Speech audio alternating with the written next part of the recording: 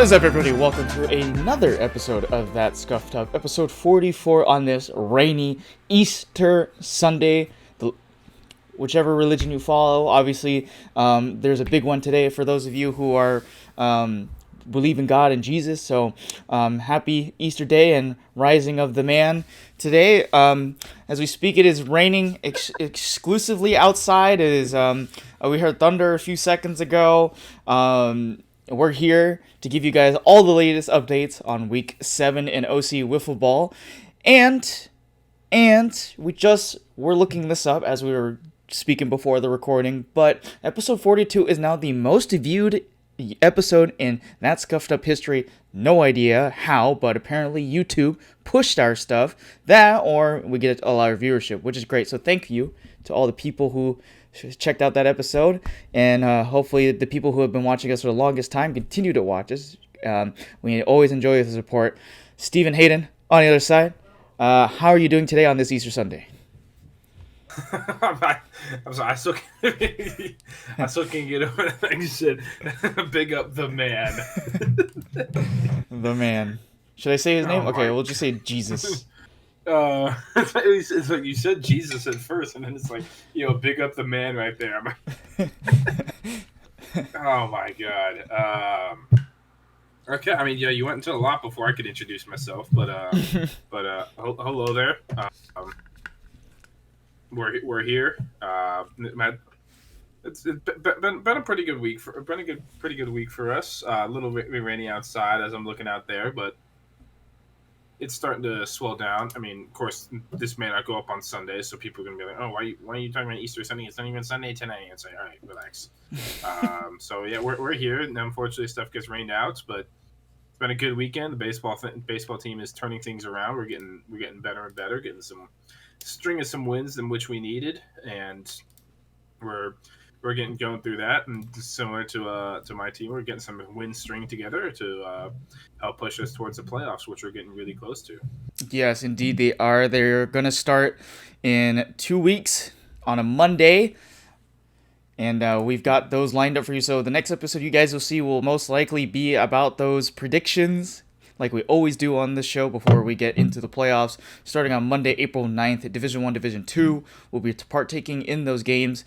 Purple League will be on a bye, so they play their games on Tuesday. But yes, that is very true. We're right around that corner. And the next week after, the summer season is going to start right immediately. So those signups are up right now. Early bird deadline is April 10th, so make sure you sign up your team. If you're looking to sign up a team, do so as well. And if you are someone who knows some people who want to start a team, you guys can most likely get your entire season discounted if you are able to get a full team to sign up, which is the usual case. So we have a few news pieces that we got to go over later on, or we can do it right now before we talk about Week 7 results, because right now, it's the standings-wise, a lot of different changes and updates to it as well. We'll also talk about other things that are happening around the world of wiffle ball just as much. But let's feature some of those quick changes here. We were speculating whether the All-Star Game or Home Run Derby is going to be put during this weekend, but obviously, we can't put it this weekend because it's raining. So it's been moved to Sunday, April 7th. That's when the All-Star Game and Home Run Derby. It is not on a Saturday. It is on a Sunday. So make sure, if you're a team captain, that you contact your guys and let them know that if they want to partake in Home Run Derbies and All-Star Game activities, that this will be on a Sunday and not a Saturday on April 7th. So let's get as much people as possible. We actually had a pretty good turnout this last weekend. Hopefully we get the same kind of turnout as well, because we actually didn't have just LA Wiffles / OC Wiffles of LA people this time, which is great. Yeah, it was nice to see. I mean, we talked about it a little bit in the last podcast and how it kind of fell apart with the weather and things like that. But hopefully we'll be able to get enough people out there to be able to make it a good day. I mean, 3-on-3 is not the ideal style of play in this league, but it is in some other leagues. But hopefully we get some people out there for a good Sunday morning out there, and maybe do something afterwards. Who knows? Very, very true. And we'll see what exactly happens with that, because we'll be crowning a new Home Run Derby champ or a new All-Star Game MVP as well. So hopefully Jordan can come out there and defend his title, which he missed last week or nearly missed. He got saved by the weather. So who knows what'll happen with that? We'll just see what happens next Sunday. And we know for sure we're getting a new All-Star Game MVP.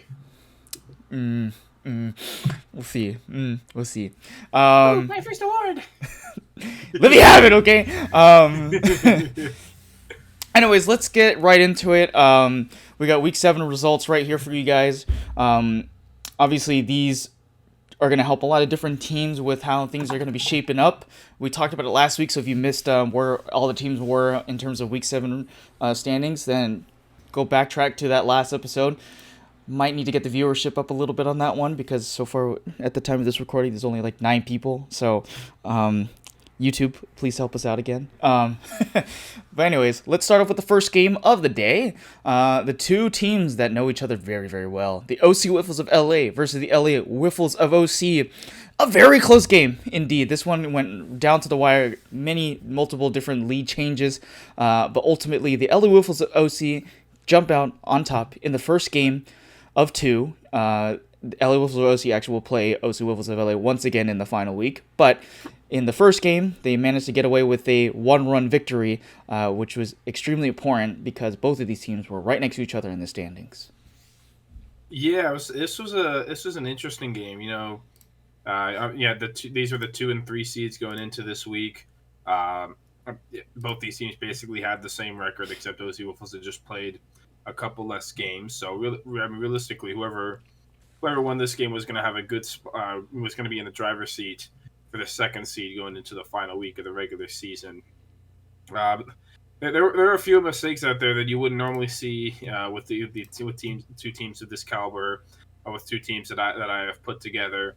You had a ground ball bat down, ended up resulting in a single, scoring in 3 more runs. You had an outfielder trying to cheat the wrong way and ended up getting burned for a home run. So you saw some mistakes from both teams here that resulted in some extra runs that maybe there definitely shouldn't have been for both teams. But in the day, LA Wolves of OC able to get the job done. Big grand slam in the fifth and the fourth inning by Justin Lee.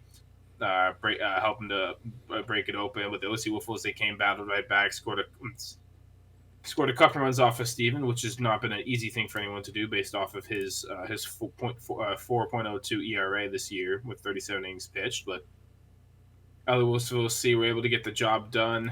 Tommy Hernandez struggling a little bit on the mound there. Him and Justin both struggling a little bit on the mound there, but they were both able to get through the innings good enough, get the bats going good, and were able to come out with a big victory.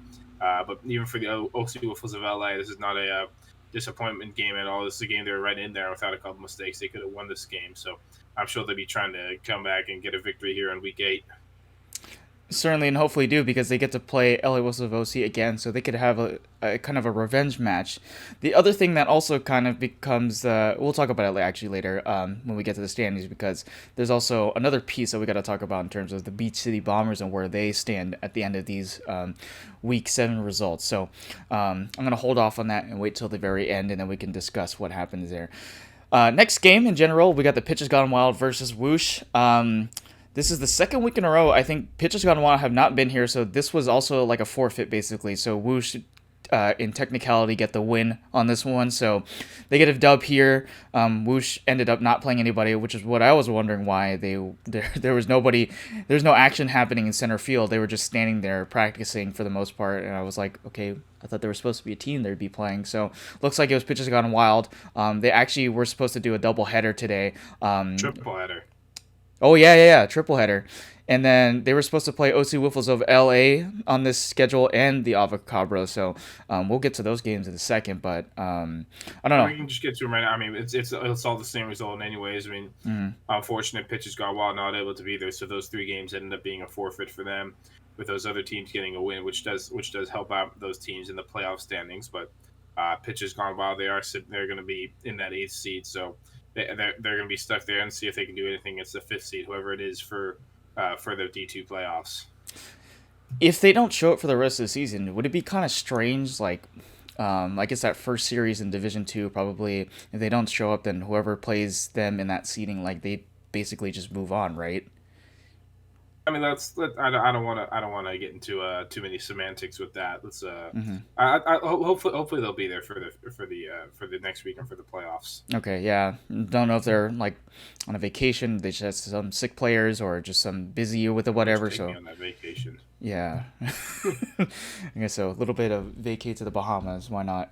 But yeah. Anyways, Cancun. any of the games that we had with pitches gone wild technically forfeit, so that helps out OC Wolves of LA. That helps out Avocado Bros, unintentionally. So that basically helps those teams where they stand currently. But anyways, moving on to the next one, we've got OC Juicers and Beach City Bombers.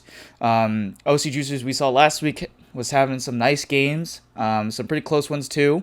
Unfortunately, they did not have the amount of juice that they had last week against this Beach City Bombers team, who is trying to fight their way back into that third spot. And they get this first dub of the day, 17-2 against the OC Juicers. Yeah, and we'll talk about this with the Beach City Bombers next game as well, as they have a doubleheader today. But the bats got going, and the bats got going real quick, and the pitching continued to be very good for the Beach City Bombers. Great day to be able to to increase their run differential, as we'll talk about later on. But I mean, this game was a big offensive game. It seemed that Jordan Dressler finally started getting the bat going a little bit at the plate. Now moved his average all the way up to a 474 average with 14 home runs. I think these 2 days were big for him. I remember seeing him hit a good amount of home runs and pushing up that leaderboard. It's like normally 14 would be enough, but we'll talk about why that's not even close to the home run lead for this season. But overall, Beach City Bombers, they're starting to they're in a they're in a good stretch of their regular season right now. They're going to in a good landing, getting a good point to get into the playoffs. They 2 big wins today with the Avocados right on their heels the previous week. Getting 2 wins today was big for them, and it puts them in a good spot to potentially move on into the D1 playoffs, which, like I said in last week's podcast, it wasn't a thing that we thought as a possibility of them missing the D1 playoffs, but here we are, and that's what seems to be happening. But right now they're on the right path, and they got a couple games I know they can win for sure. I'm pretty sure confident they can win next week, and then they play the OC Wolves of LA as well. That's gonna be a big determiner for that 3 seed to see where these teams finish up. Yeah, it's extremely tight race. So there's a couple different scenarios that we could talk about here too. Even with the that second seed, if OC Wiffles of LA are able to get a dub against LA Whiffs and then they beat Beach City Bombers, but then again, if Beach City wins, then that might switch around that seeding as well. So it kind of comes down to this final week of play, but yeah, we'll get to that once we get to the standings. But moving on to the next game, another game for Beach City Bombers, who they need to get this win in order to keep themselves alive in that third seed hunt, taking on this Whoosh team who obviously did not play against Pitchers Gone Wild, so they didn't really get too much of a warm up or some playing time beforehand. So they were going into a Beach City Bombers team that was extremely hot, and that's exactly what they continue to do, taking out Whoosh 21-1 was the final score. Big run differential right here. Yeah, I don't know if this was a mercy or not. This may have still finished in 6. It's not indicated on here, so I'm assuming this maybe have finished in the 6th inning or something like that. But yeah, I mean, big offensive day for Whoosh. For Beach City Bombers, I should say. Not one for Whoosh or the OC Juicers. I mean, we've seen the pitching for Beach City Bombers so far. Jordan Dressler is right around the same numbers he was the previous year. He's a little bit under, although they have 3 games left this coming week. So those numbers can continue to be better. You can get those. He's right around the same path pitching wise as he was last year, with only 5 earned runs and 24 and 2/3 innings.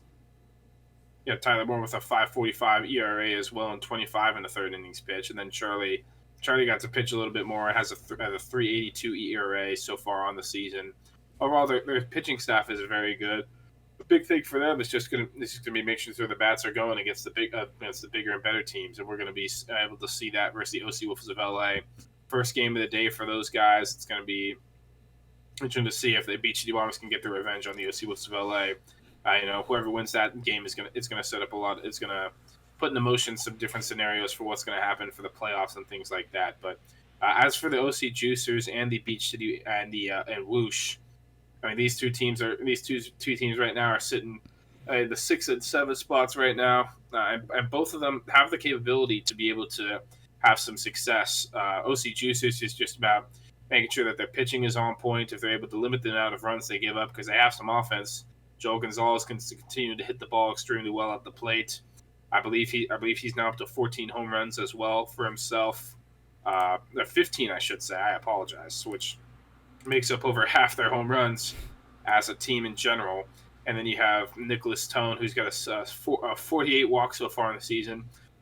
Just one away from breaking that record for a single season, which, I mean, I will say it's, I mean, different seasons have a different amount of games played. So I think maybe Ethan Raffman could still hold the record for most walks per game or something like that, or like walks per like shorter season or something like that. Because not all seasons have been 14 games. Some of them are only 12 games, or sometimes it's only even 10 games or something like that. So was it we saw with the winter season it was only 11 games, I believe. So because yeah, it was only 11 games because Elliot finished 15-0 with 4 games in the playoffs. So yeah, last year it was only 11 games. So that's a factor in it as well. The longevity of the season makes a difference, but if they're able to get that pitching going from Joel and Nick, they'll be good.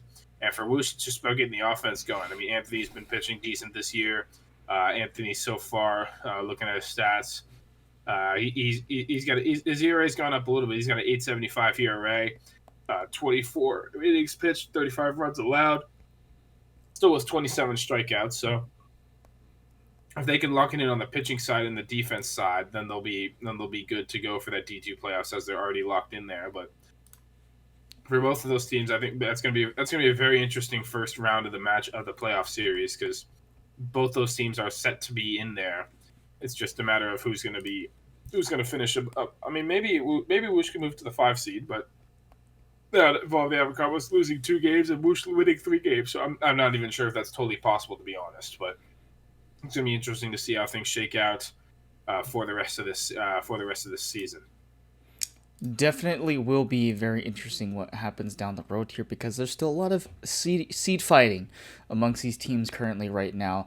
I mean, I guess there's also a chance that, and we'll get to them in a second, but I guess there is a very small chance that Avocados could get into Division 1, depending on what happens in this upcoming week.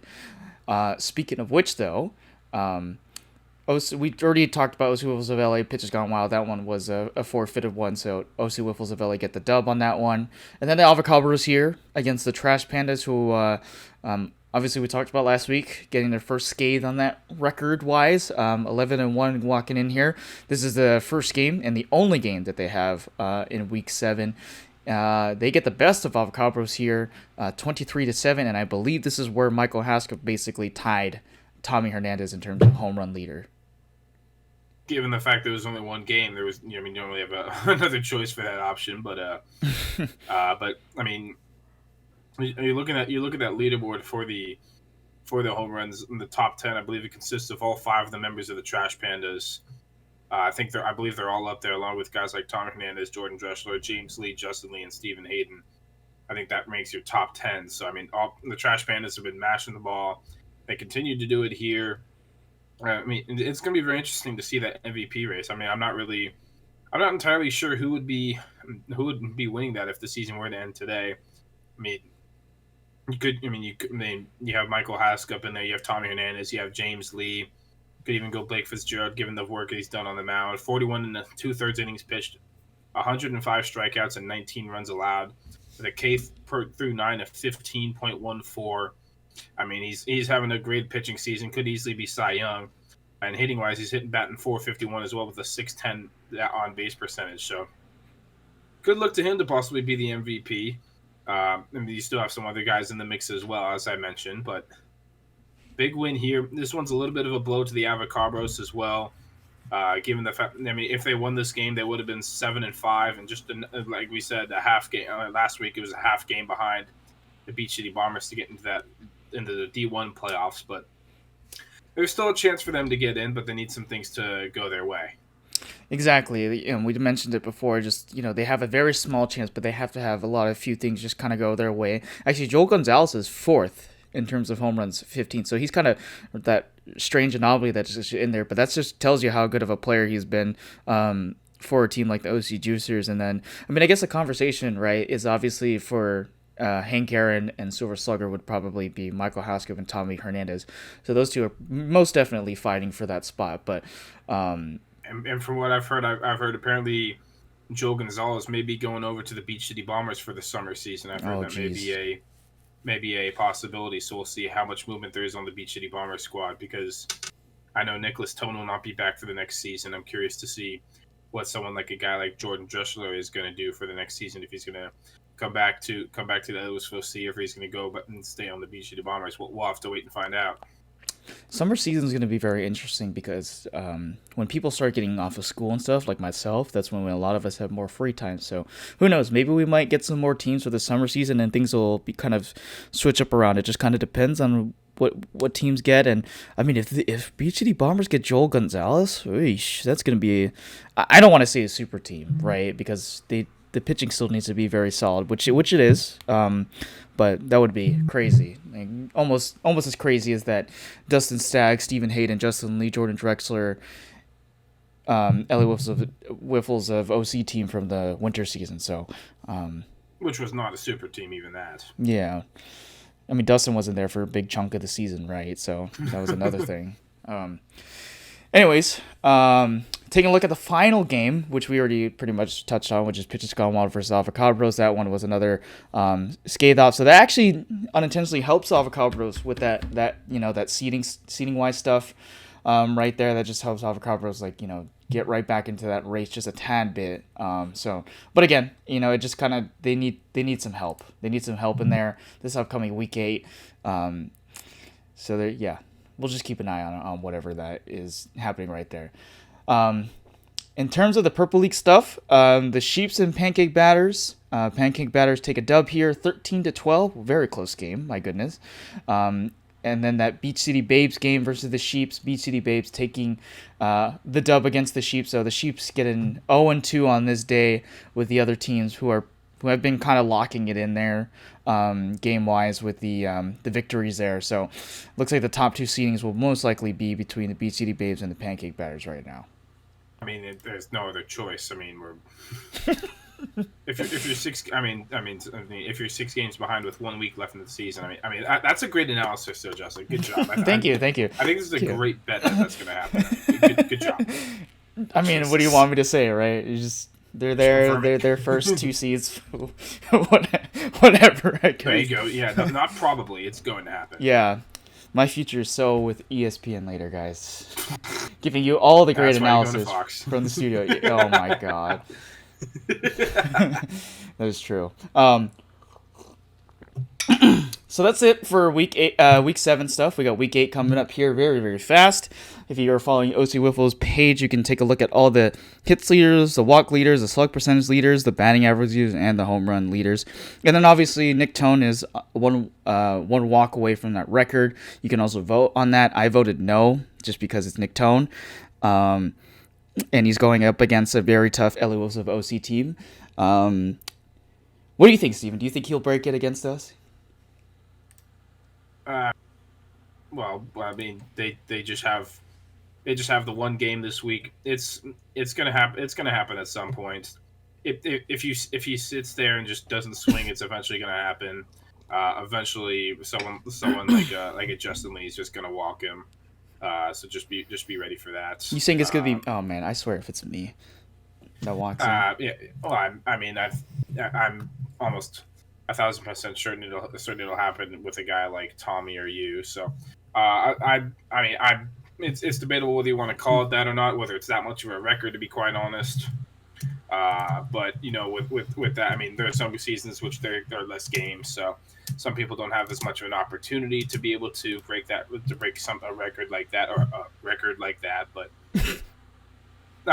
it'll probably happen. I think he'll walk one time. That's all he'll need, and then he'll just start swinging for the fences, and he might strike out a lot, or he might surprise the yellows. We'll see. Yeah, we will. Let's touch on the standings for a second here. So currently, after week 7, Trash Pandas in front with a 12-1 record. LA Whiffles of OC are now in the second seed at 9-3. OC Whiffles of LA are at 8-3. They're zero point 0.5 games behind right now because of that matchup. They do have a chance to get right back in if they beat LA Whiffles of OC, and if they, obviously beat against Beach City Bombers.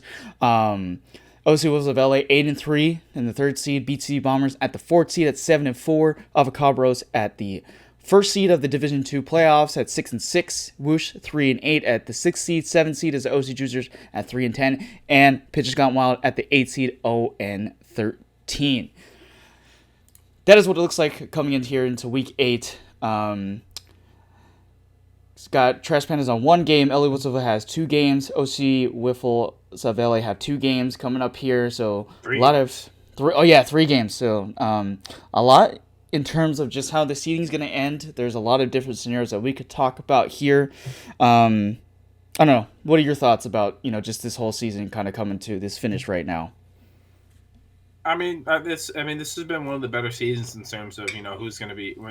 There's still some question marks about who's going to be where and things like that. We haven't seen a whole lot of that recently, but it's good to be able to see some of that.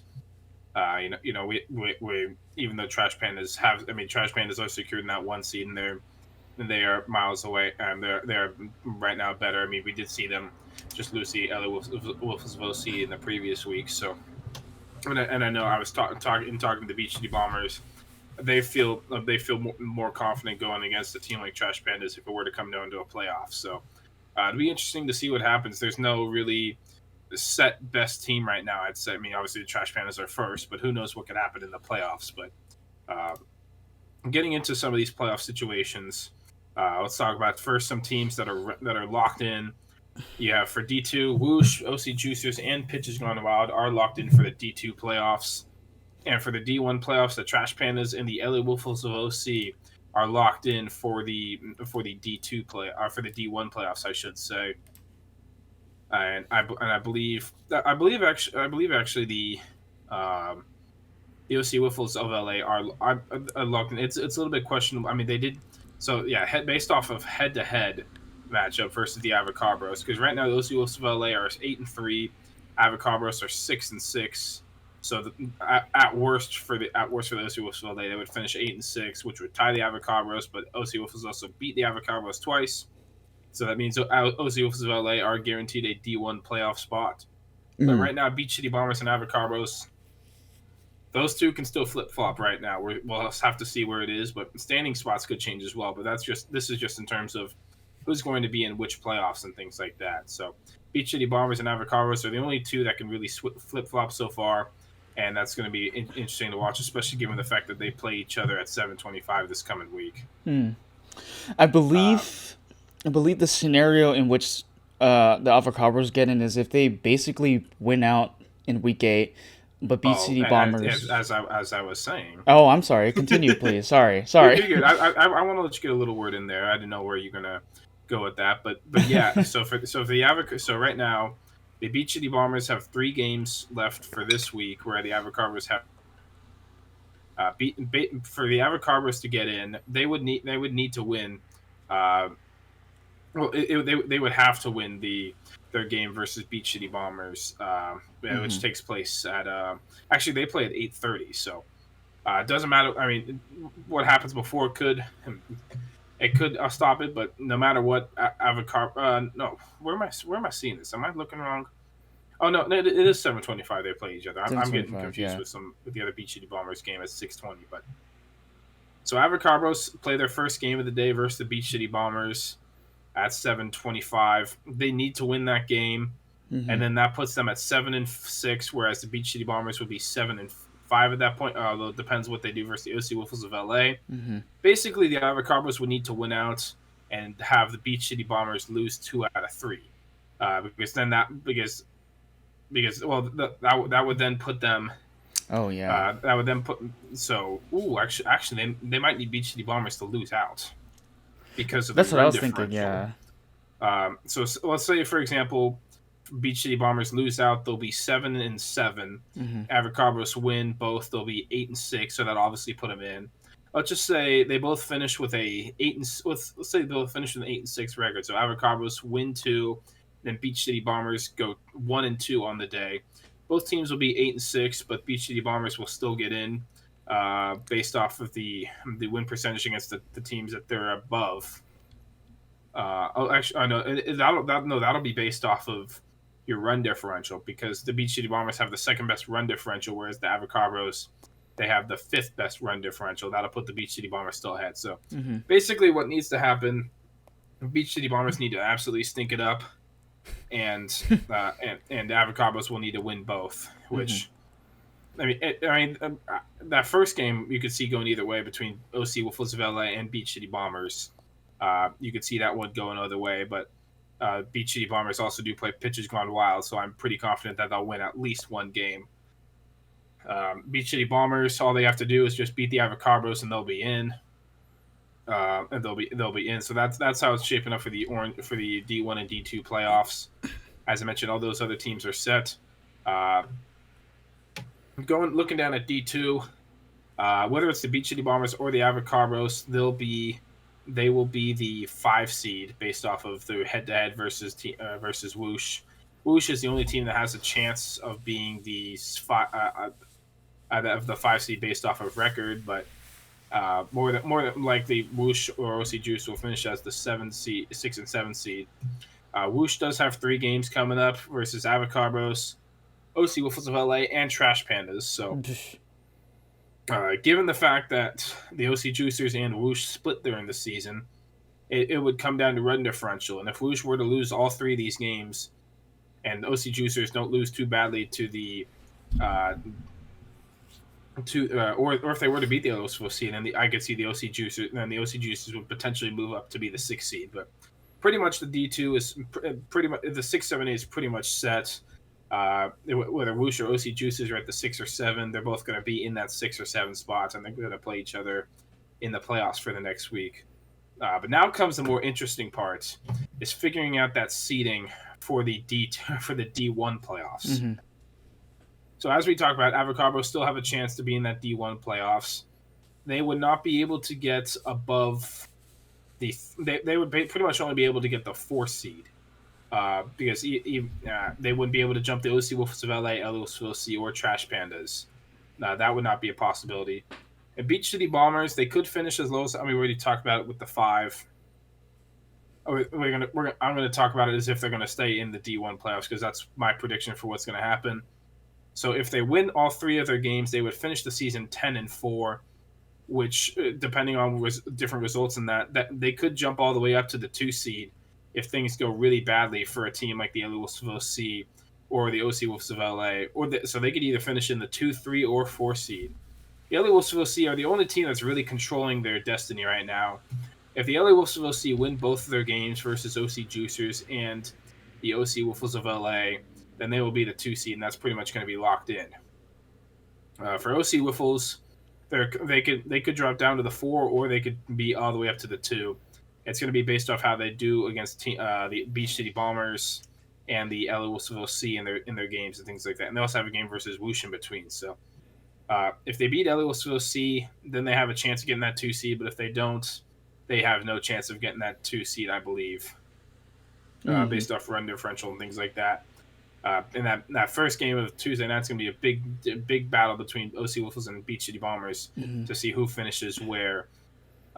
Basically, for the most part, if the OC Wolves beat the Beach City Bombers, the OC Wolves are guaranteed to be at least the 3 seed. Mm-hmm. Beach City Bombers will be at least guaranteed the 4 or the 5 spots. So that's how things kind of shake out. Trash Pandas already locked in the 1 spot. They got that with their win over the Avocados. They officially clinched the number 1 seed, which we've seen a lot of curses with the number 1 seed. However, we just saw this previous season the 1 seed curse was finally broken with the LA Wolves of OC having the first ever undefeated season in OC Wiffle Ball. So a lot of things to go through, a lot of things to talk about. Not quite as many as that one season where I took a nap during the podcast, but well, Justin was explaining all 20 scenarios or whatever it was, but that's how things can kind of shake out for this for the Orange League in terms of the D1 and D2 playoffs. So it's gonna be interesting to see how things shake up and end up at the end of the season. Yeah, I guess basically the games of the week here would probably be that, like you said before, that Beach City Bombers game versus OC Wolves of LA, and whoever wins that kind of just going from there. And then that second one would be the LA Wolves of OC versus OC Wolves of LA, because that also has some playoff implications depending on which way that first game goes. So I think those are basically the two games to pretty much watch out for, because those are competitive teams that are fighting for seeding right now. And we said it a bunch of times in the last couple episodes, like, who do you want to play in the playoffs, right? Obviously, Trash Pandas are that number one seed. Who do you want to be ending up in that fourth seed if you want to play Trash Pandas, right? Or who do you want to be playing if you're in the second and third seed? Who do you want the teams to be playing with each other? It just kind of, that just comes, whatever happens, happens, and just play your games to get as many wins as possible, and just pretty much see what happens at the end. I mean, you being the leader of the LA Wolves of OC, you like where things are pretty much panning out, right? As we mentioned in last week's podcast, getting that win versus the OC Wolves of LA was that game. LA Wolves of OC versus OC Wolves of LA was a big game in terms of the standings. Otherwise, the OC Wolves of LA would be 9-3, and the LA Wolves of OC would be 8-4. So now we would have been a full game back instead of a half a game ahead, just based off the number of games played. So, like I said, LA Wolves of OC are in the driving spot. If they just win both their games, they're guaranteed the 2 spot. No one can take that away from them. But if they lose, say that OC Wolves of LA game, that can make some things interesting. However, they could still finish in that 2 spot, even if they were to lose that OC Wolves of LA game. But it's a lot. There's a lot of things that could happen, but there are 3 main games to look out for, and a lot of things will start to take shape and form based off how that OC Wolves of LA and Beach City Bombers matchup goes. Depending on who wins that's going to create some different scenario. That's going to cut out a lot of different scenarios that could have happened, and it's going to put more light onto what's actually going to happen in terms of the playoff seeding and things like that. But like I said, 3 teams already set for each one of the playoffs. It's just that 4 and 5 spot are still being determined, and who's going to be who, and then the final seeding for D1 is still up in the air for the 2, 3, and 4 seeds. So this week is going to be a very interesting week for all these teams. So we'll see how things shake up as we go along here. Yeah, and that's something we'll be covering in that episode 45, and then obviously we can get to the predictions that we will have for the playoffs like we always do, because we are betting people, even though we don't actually bet any cash on this show. Speaking of things that are up in the air still, obviously Trash Pandas get to play 1 game, LA Wolves of OC get to play 2 games. So here's the question now. Who do you believe would be the home run leader at the end of this week 8? Right now, both Tommy Hernandez and Michael Haskell are at 21 apiece. Who do you imagine would be the king of the regular season home run leaderboard? Or is it gonna be someone else? I mean, who knows? The next guy is Ryan Swanson at 18. It could be that Stephen Hayden guy all the way at the bottom. You'd have to get like basically 11 home runs to take that lead. Yeah, and what? Okay, I have to go get 10 home runs, I guess, if I want that to happen too. Good one. Thank you. No, I was stalling to try to look at this list. I mean, given the fact of based on, I mean, Whoosh is a team that hasn't given up a whole lot of runs this year. I mean, actually looking at the D2 playoffs right now, in terms of the seedings right now, 5 through 8, they've actually given out the least amount of runs with 115, which is still not a small amount, but I mean it's the least amount out of the 5 through 8 seeds. So I mean, Trash Pandas could put a good amount of runs against them. LOS will see do have the advantage of getting 2 games in there, one of those being versus the OC Juicers, and then being the OC Wolves of LA. Tommy didn't have a home run versus the OC Wolves of LA last time, but he did have a good number of home runs versus the OC Juicers in the previous seasons. So I'm going to give a slight edge to Tommy based off the number of games he has to play.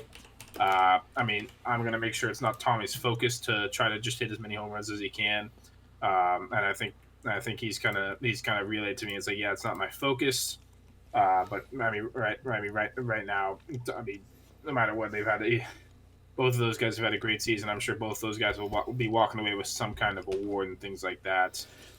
So we'll see what happens at the end of the at the end of this coming week, it's going to be interesting to see how things are going to be how things are going to shake out for the end of this season. Yeah, Tommy didn't have any home runs against OC Wiffles in this last matchup, so that's kind of what allowed Michael to basically jump right up there to take that tie right there once again. So, I mean, Tommy could do it again. He's been able to do it against a team like OC Juicers as well in the past. We've seen that, but I do imagine that they're both front runners for either the Hank Aaron Award or the Silver Slugger.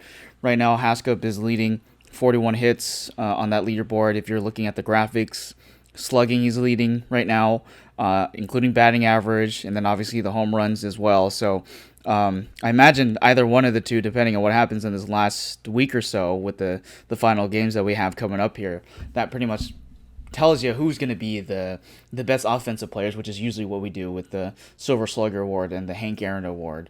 So, I mean, even if not like MVP, which we don't determine it on just offensive only, if it's usually based on offensive and pitching, with the two. So they'll likely get some offensive awards, so to speak here. Yeah, and that's a thing for we'll have to talk about for next week in terms of the awards and stuff. Neither one of those guys have been really elite pitchers in the league. I mean, Michael Haskup's pitched to 5 2/3 innings and has got a 9.64 ERA.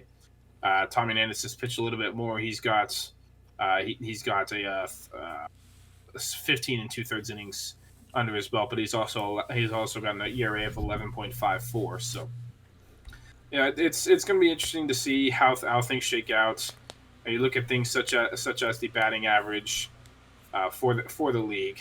You see Tyler Moore is up there, Jordan Dressler is up there as well, and Jordan Dressler has some good pitching numbers. I mean, they're sitting in the 4 spots right now, though, so I'm not sure if that would be good enough for an MVP. So it's a little bit up in the air. I mean, you have Blake Fitzgerald could be in the running for MVP.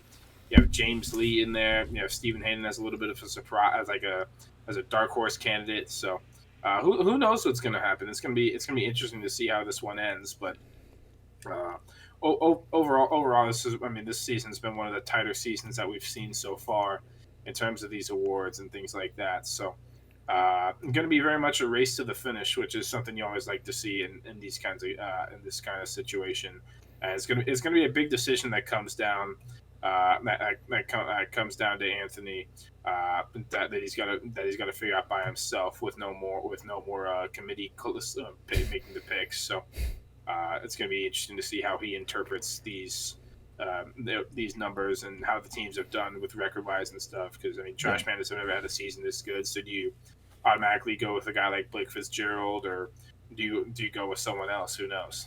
Yeah, and like you said, there's still just one more week to go, so we could also probably talk about that in terms of award predictions once the season's over. But we know last season they announced it really, really fast, so we didn't even have time to predict the winners. We just had time to talk about who basically won those awards. But yeah, hopefully we actually have time to talk about it and things like that. Yeah. Well, that looks like that will do it for OC Wiffle Ball talk here on this episode 44. In terms of which, good luck to everybody. We have obviously it is raining, but we're gonna keep a close eye on that. Don't have too much leeway in terms of pushing the season back because we technically have the summer season beginning right after the playoffs are over. So just keep an eye out in terms of the emails or the OC Wiffle Instagram on what's happening with that. It seemed like they're probably going to be closed for Monday, but they're going to be a game time decision on Tuesday. Even then, I mean, I could realistically see some maybe pushing the games to another field or whatever, depending on which what, but it shouldn't be too bad either way. First, in terms of the other world stuff, if you are following SoCal Wiffle Ball, they just released the ALCS video, so you can check that out. And featuring our guy, Stephen Hayden, taking on a very good team with PJ, not Walker Gordon, and Mitchell Downing on that squad. So I'll let Stephen. I know. Thank you so much. Okay, Stephen, I'll let you take the floor with this one. Yeah, so without giving up too much, this was a very interesting series. Going into this, the Sharks, my team, We finished first, so we got a bye into the ALCS. We were an 8-2 team. The Llamas were 5-5, finishing tied with, but they did have a sweep versus the defending runner-ups in Dustin Staggs' team, the Panthers. But going into the series, the Sharks, we were shorthanded here. Our team has about 6 players, and due to college or other reasons, we only had 2 of them available, which were me and Walker Randolph. So it was basically just us 2 in the field. I mean, it was literally just us 2 in the field and trying to figure out how to deal with probably maybe the best defensive team in the league, and also one of the better hitting ones in the Bama Llamas with PJ Mitchell and Trent Lyle. So this was an extremely tight series. Game. I mean, it also been about 7 in terms of real time. It's been about 7 or 8 months since I had played a SoCal game, so I was definitely a little bit rusty there in game 1. Game 2, game 2 was going to be one of the all-time classics for SoCal with football in terms of how things went down. And then game 3 things were a little smoother, but this was just games 1 through 3. It could have ended tonight. It could have ended in this series, or it could go to day 2. We'll have to see, but you'll have to see more of the video to watch out. But there were a couple of exciting moments in there. So, unfortunately, some camera issues. We've been having some camera issues lately with SoCal football, but hopefully that'll be sorted out throughout. I mean, I know that'll be sorted out throughout the rest of the season, and things will be looking good as we finish off the 2023 playoffs, which it's taken a while in real time and in video time to do, because the next season will be starting up relatively soon. There'll pretty much won't be any break going into the 2024 season. We'll have we'll finish off the World Series and stuff. We'll go into awards, go through all those tournaments that happen through the summer season. So if you're watching this, any SoCal fans watching this, you're getting a little bit of a preview as to what's to come. You'll have the draft, you'll have the team interviews, and then pretty much we'll get straight back into it again. So it's gonna be interesting to see how things shake out. But for now, you can watch me trying to take on PJ and Mitchell and Trent Lyle. Yeah, if you didn't know, PJ Gordon was actually a player in OC Wiffle in OC Wiffle Ball with the Diablos team a long time ago. That was actually the team that we got the first championship against in the spring season of 2023. They have since moved on from the league, and they have taken over SoCal Whiff. So go check that out. Also Mitchell Downing as well. Yes, Mitchell Downing as well. I forgot about that. PJ Gordon was actually a guest on this show a while back, so you can actually check that out if you go reverse back on our channel to that moment when we had him on the show. Very fun guy. He's amazing. 5. Yeah, wow, 40 episodes ago almost. But he in SoCal Wiffle Ball, he is known to be extremely nasty, like even far nastier than guys in OC Wiffle Ball, and I'm sure Steven knows exactly what that looks like, right? Well, I'm given the fact that for some context, they swept us. Those were the Sharks' only 2 losses of the year were to the Llamas during the regular season.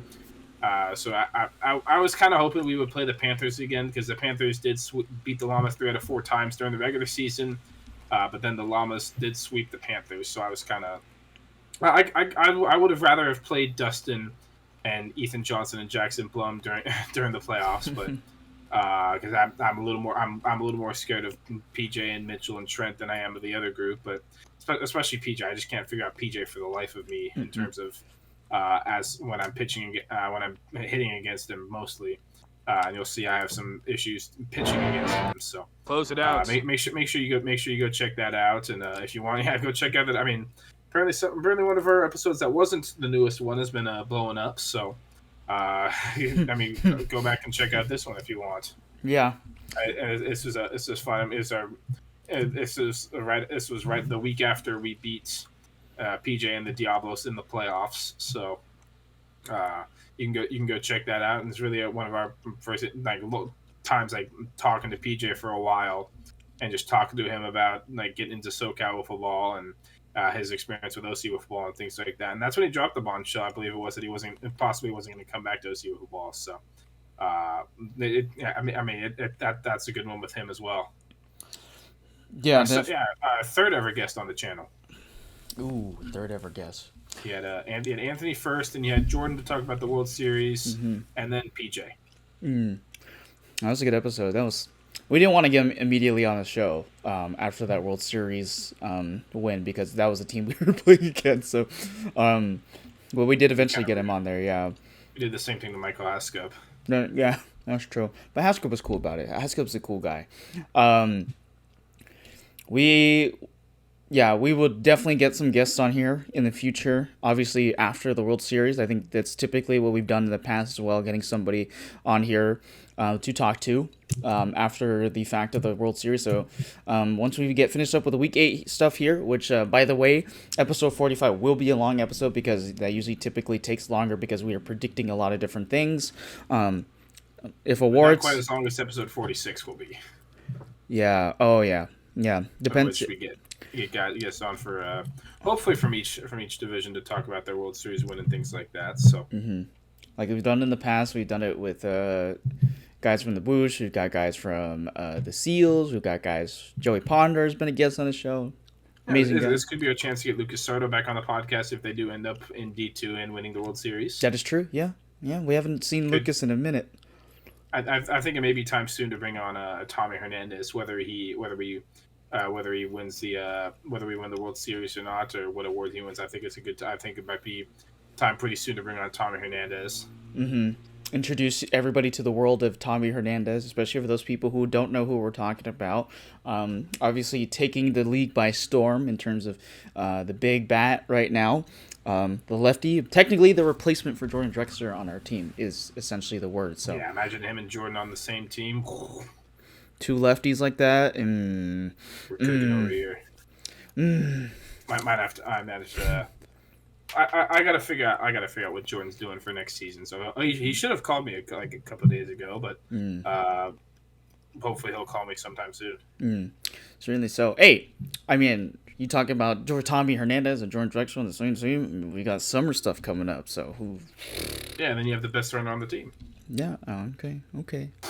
Self-proclaimed. 2-time MVP, baby. Oh my gosh, so much greatness. Oh, my head hurts now. I'm just kidding. Yeah, I can just. Which one of my 12 awards here do I wanna put over there? All right, you.